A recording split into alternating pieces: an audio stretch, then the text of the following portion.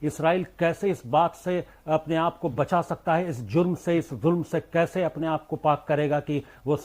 بے دریغ اور بے تحاشا وہ بمباری کر کے عام لوگوں کی، معصوموں کی جان لے رہا ہے. یہ اس بات کی دلیل ہے، اس بات کا عین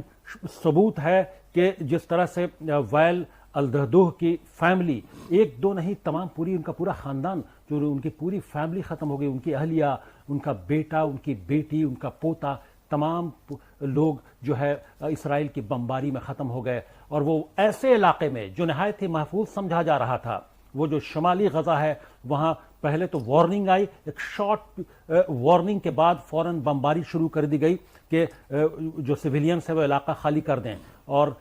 اس سے پہلے کہ لوگ کچھ سمجھ پاتے، بمباری شروع ہو گئی اور سویلینس کا قتل عام شروع ہو گیا. میں اس طور پر دیکھتا ہوں کہ ایک صحافی کی، ایک جرنلسٹ